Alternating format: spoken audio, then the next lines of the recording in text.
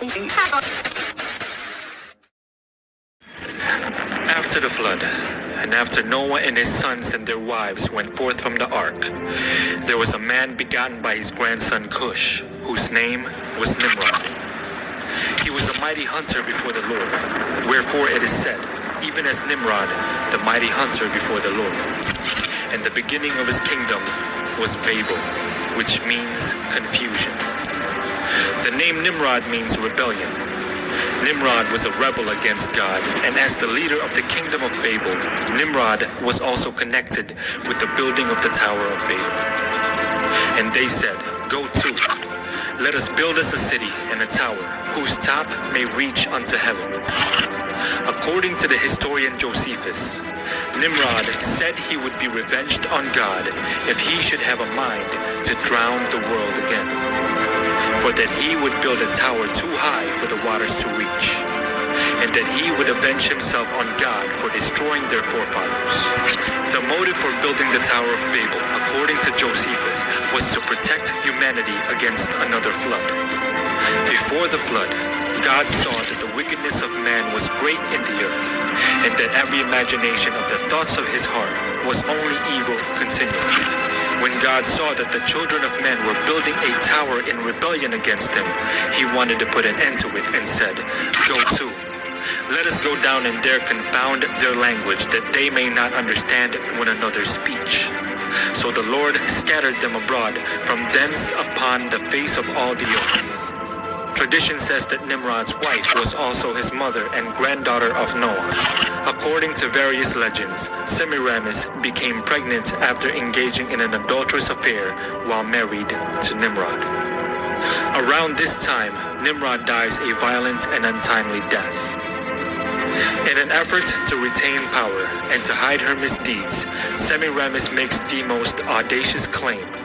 She publicly declares that upon Nimrod's death, he had been resurrected as the god of the sun. As the sun god, Nimrod used his sun rays to miraculously inseminate Semiramis with a child. This child was thus considered to be divinely conceived. The child's name was Tammuz, which she claimed was the reincarnation of Nimrod.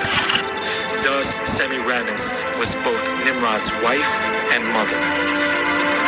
After the scattering that occurs at the Tower of Babel, the story of the miraculous conception of this child disseminated throughout the world and led to the rise of sun worship, along with the various birth, death, and rebirth cults that are littered through history. These mystery religions of future generations adopted different names for Nimrod, Semiramis, and their child Tammuz. This was the birth of paganism. The papacy.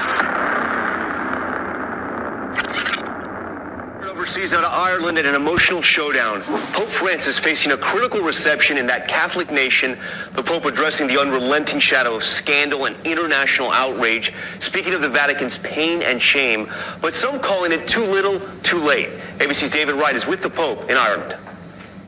Today in Dublin, Pope Francis got an earful about the Church's response to the sexual abuse crisis. Some of the signs there in the crowd clearly not meant to welcome him. Above all, Holy Father, we ask that you listen to the victims and survivors. Pope Francis did listen, sitting down behind closed doors for an hour-and-a-half meeting with 8 survivors of clerical sexual abuse. We're hopeful that he will challenge what he referred to as the high church or the elite within the church who are guilty of corruption and cover-up. He literally said that they were filth in a toilet. Francis acknowledged people have a right to be outraged by the church's response to what he called repulsive crimes against children. Questi crimini repugnanti. And he said it remains a source of pain and shame for the Catholic community. Alien and you want to get baptized, the Pope is in favor of it. In fact, during one of his daily masses, is that how you say it, daily masses, or during daily mass?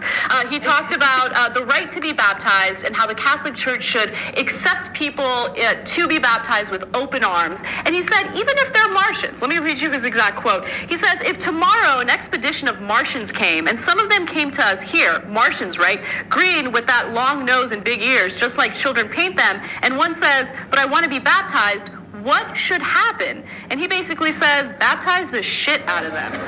Pope Francis did not travel to Dubai for the COP28 climate conference and instead sent the Secretary of State, Cardinal Pietro Parolin. In his speech, he called for a greater commitment to combating climate change and its social consequences. On Sunday, the Pope was scheduled to inaugurate a pavilion at the conference that is dedicated to world religions. It was attended by several leaders of different faiths. The Pope instead sent a video message from Rome to express his gratitude for the initiative, which demonstrates the good that religious leaders can do when they work together.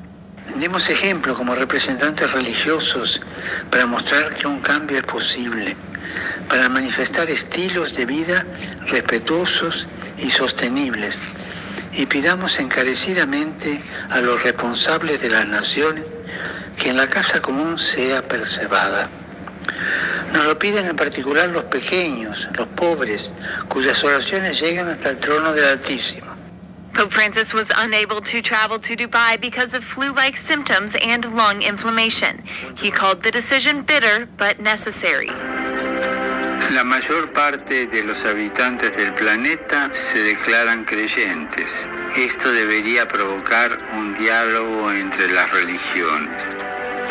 No debemos dejar de orar por él y colaborar con quienes piensan distinto. Confío en Buda. Creo en Dios. Creo en Jesucristo. Creo en Dios. Alá. Muchos piensan distinto, sienten distinto, buscan a Dios o encuentran a Dios de diversa manera.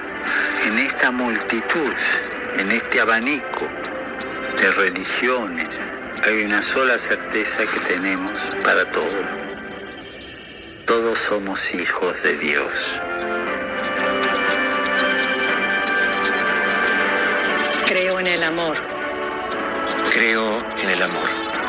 Creo en el amor. Creo en el amor. Confío en vos para difundir mi petición de este mes, que el diálogo sincero entre hombres y mujeres de diversas religiones conlleve frutos de paz y justicia. Confío en tu oración. Because every religion is a way to arrive at God. Sort of a comparison, an example would be there's sort of like different languages in order to arrive at God.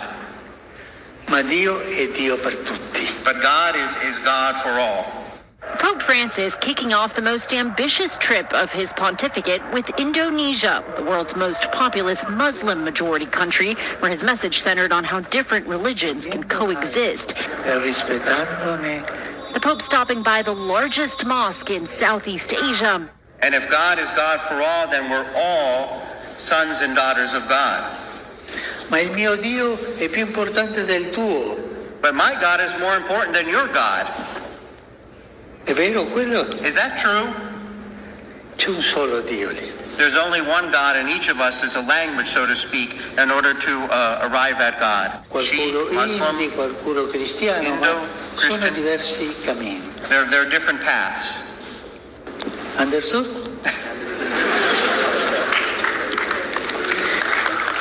Visiting the Tunnel of Friendship, linking it to a nearby cathedral, and sharing this sweet moment with the country's Grand Imam, two leaders practicing what they preach as they called for greater interfaith dialogue. In diverse regioni.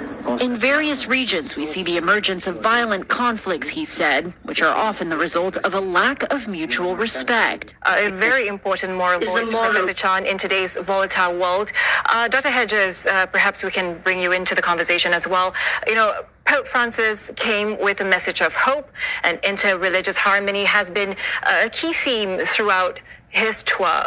I think it's important to stress that this interreligious dialogue is not just a feature of the Pope's visit here in Southeast Asia. This has been a key part of his work as the Pope in his role as the leader of sort of all the world's sort of Catholics. Ever since he's become the Pope, he's wanted to strengthen interreligious relations. And I think we can see in his first stop in Jakarta, where he meets with very important sort of imam there in the largest sort of mosque in the region. And of course, on his last day here in Singapore, He's engaging with youths from many different sort of communities, not just Catholics, at the Catholic Junior College. So sort of, if you like, interreligious dialogue starts and ends his entire tour.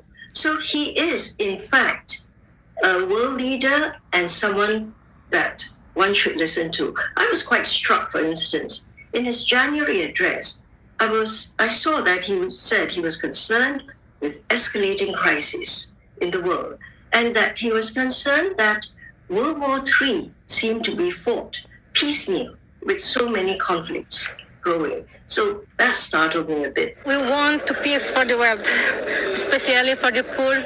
In Timor, the Pope facing pressure to address the clergy sex abuse scandal that has rocked the Catholic Church and calling on leaders to prevent every kind of child abuse, but stopping short of specifically referring to clergy abuse or issuing any apology. Last stop, Singapore, where Catholics are in the minority. The Pope circling back to that message of religious harmony, saying Singapore sets an example for the rest of the world. Everyone has the right to practice their religion. Everyone lives harmoniously here. A 12-day, 4-country, 2-continent journey that came amid concerns for his health. We want to show you some extraordinary pictures which came to us from the Vatican on what was, of course, an extraordinary day. Within hours of Pope Benedict announcing that he was to resign, take a look at this. Lightning struck St. Peter's Basilica. You can see it again now in slow motion. Extraordinary. It happened just before 6 o'clock in the evening, local time.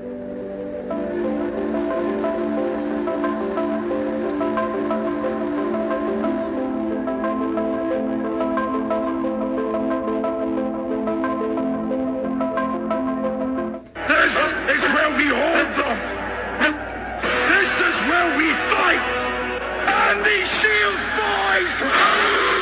The moral to be drawn from this dangerous nightmare situation is a simple one. Don't let it happen. It depends on you.